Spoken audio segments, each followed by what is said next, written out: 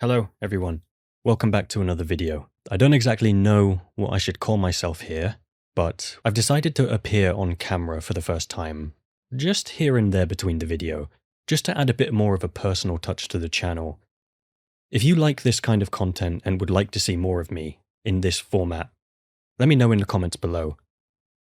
And without further ado, let's get into the video. 17 years old. Maria thought she found love, but what she really found was a family who despised her. Her husband was lazy, her mother-in-law cruel. And no matter how hard she worked, how much she sacrificed, nothing was ever enough. Until one night, Maria's stomach began to ache. At first, she thought it was just hunger. Then it became days of screaming pain. Her body twisted, her belly swelling as if she carried something inside her that wasn't human. Doctors found nothing, medicines didn't work, and then whispers from the neighbors. Kunulam siya. Maria's mother dragged her through the dirt road, half conscious, her skin cold and her stomach grotesquely swollen. They reached a bamboo hut, lit by a single oil lamp. Inside waited an old abulario. Without a word, he dipped an old coin into a bowl of oil and pressed it against Maria's back. The moment it touched her skin, she convulsed. The air grew heavy, and the scent of burning oil filled the room. The albulario began a low, rhythmic chant. Maria felt something moving beneath her ribs, like roots twisting and snapping. Then, from outside, a woman's voice can be heard. It sounded dark and angry. He didn't stop until the voice faded. By dawn, Maria's breathing had steadied. The swelling in her belly was gone. Her mother sobbed in relief. The albulario wiped his hands. His voice was hoarse when he finally spoke. "I bargained for your daughter's life tonight," he said. "But whoever sent this curse still wants her dead. Keep her close. This isn't over." This wasn't an isolated story. Across the country, there are thousands like it. Spiritual battles between faith, fear, and the unknown. Because Kulam is a dark secret that the people of the Philippines still live with. The Philippines is a country in Southeast Asia made up of more than 7,000 islands, which explains why every region feels a little different. Metro Manila buzzes with high-rise cities and neon lights, while the provinces remain quiet, grounded in old customs and everyday rituals. There are dozens of languages, different food, and traditions that change from one province to the next. At the same time, there's a mix of influences from Asia, Spain, and the United States, layered over the indigenous practices that were already here, and those older beliefs are still very present. Millions of Filipinos continue to believe in them, and many say they've seen or experienced them firsthand. For some, these stories are just part of everyday life. In the Philippines, witchcraft is called kulam. At its core, it's the belief that people can use rituals, spells, or objects to harm others. And this idea isn't unique to the Philippines. Around the world, cultures have their own versions of it. In Europe, there were the infamous witch trials where people were accused of consorting with the devil. In Africa, witches are often linked to illness and bad fortune. In the Caribbean and Latin America, you'll hear about voodoo and brujeria, practices that mix folk religion, healing, and magic. No matter the culture, the role of witchcraft is strangely similar. It offers an explanation for things that feel unexplainable. A sudden sickness, a run of bad luck, or a tragedy that medicine can't answer. people turn to the idea that someone with hidden powers is behind it. A curse in the Philippines is called a sumpa, and when people talk about kulam, that's what they mean. A curse placed on someone through rituals or objects. You'll hear about kulam pretty much anywhere in the country, but there are certain places that come up again and again. Sekiho, Cebu, Davao, Western Samar, and Sorsogon are often described as centers of sorcery and healing. These beliefs go back before the Spanish arrived, rooted in indigenous traditions, and they survived even as Catholicism spread. The word mangku kulam literally means someone who practices kulam. The Philippine Supreme Court even defined it in a 1966 case. More on this later. According to the Supreme Court, mangku kulam is a witch, someone who practices sorcery. But in everyday culture, people make a clear distinction. An albulario is a healer, someone you go to for divination, herbal medicine, or counter spells. A mangku kulam, mambabarang, or usikan is the opposite, someone associated with harm. The methods are surprisingly similar across islands. It starts with a link to the victim: hair, nails, clothing. These are attached to an effigy, like a doll, or even just paper with a name. Then comes the ritual: chants, spells, candles, oils, herbs, soil, sometimes seawater. One story says that if seawater is added to a pot tied to the victim, their stomach will swell and ache with the rhythm of the tides. In the Visayas, the mambabarang is well known. They keep insects in bamboo containers, beetles, worms, and feed them ginger until they're needed. A victim's hair is tied to one, and when the insect is pricked, the victim suffers. In some versions, the insects are released to crawl into the body through the ears, nose, or wounds. Then there's the usikan, which means one who harms with words, linking to a belief that a simple compliment might bring illness or bad luck. The motives behind kulam vary depending on who you ask. Some healer sorcerers say it's retributive, that black magic only works on wrongdoers, like thieves or abusive partners. Others say there are hereditary sorcerers who don't consider justice at all. What is eerie about it is that mangku kulam looks like anyone else: a cashier, a teacher, a neighbor. Which means, if you believe the stories, they're hiding in plain sight. And if you cross the wrong person, you could soon find yourself at the end of a sumpa. When people think they've been cursed, they don't usually go to a hospital first. They go to an albulario. The healer will perform pagtatawas, divination using smoke, water, or candle wax, to confirm its sorcery. If it is, they might prescribe herbs, protective prayers, or perform a sambalik, a counterspell that's supposed to bounce the curse back to its caster. In some places, especially in Sequiho, the line between healer and sorcerer is blurry. To counter sorcery, a healer is expected to understand sorcery. And along with remedies, you'll also hear about talismans, charms, and sometimes direct confrontation with the suspected caster. Historically, though, accusations of kulam have had real consequences. During the Spanish period, people suspected of witchcraft were sometimes ostracized or even killed. The word mangku kulam holds so much weight in the Philippines that cases involving it actually reached the Supreme Court.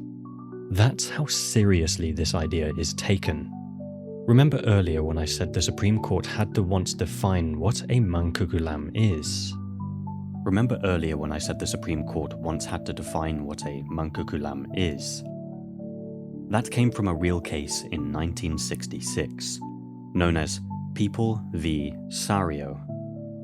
What happened was, in a small town, 4 people, Mercy, Rosie, Cora, and Lando, began spreading stories about their neighbor, Christy. They didn't just call her a Mangu Kulam. They said she had inherited her powers from her father, passed them on to her child, and even caused the deaths of 3 people. At other times, they called her an aswang, a creature in Filipino folklore often described as a shape-shifting predator that feeds on humans, especially pregnant women and children. For Christy, this wasn't just gossip. In a community where these words still carried weight, being branded as a witch destroyed her reputation. Neighbors looked at her differently. Her own child was dragged into the rumors. She was blamed for deaths she had nothing to do with. She was basically made into an outcast. It affected her life so deeply that she took the only step she could. She filed 6 separate cases of defamation just to clear her name.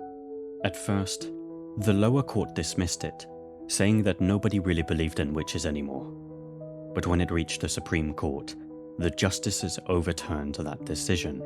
They ruled that calling someone a Mangu Kulam is an accusation of dishonor, and under Article 353 of the Revised Penal Code, even if the accusation is imaginary, it can still ruin someone's honor, and that makes it libel. Kulam appeared again in court decades later. In 1993, in People v. Roberto Olequino, a young girl kept silent about her abuse for months because the man abusing her threatened to curse her and her family with Kulam if she told anyone.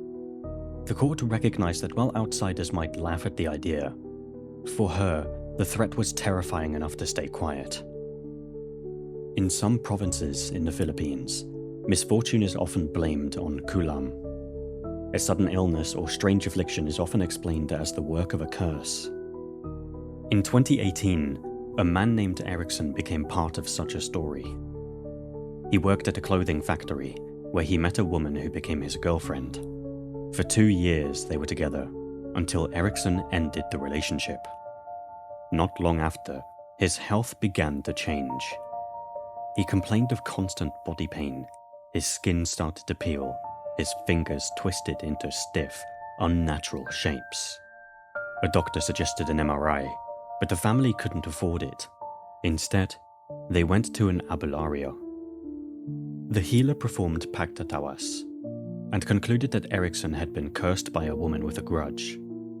The family immediately thought of his ex-girlfriend. To be certain, they sought out another albulario, who gave the same verdict. For years, Erickson submitted to rituals and treatments from different healers. None of it helped. His condition only worsened. By the time nearly a decade had passed, he was bedridden, his body covered in painful lesions, his hands and feet rigid as wood. His mother and his new wife had to care for him completely. Then a news program picked up his story.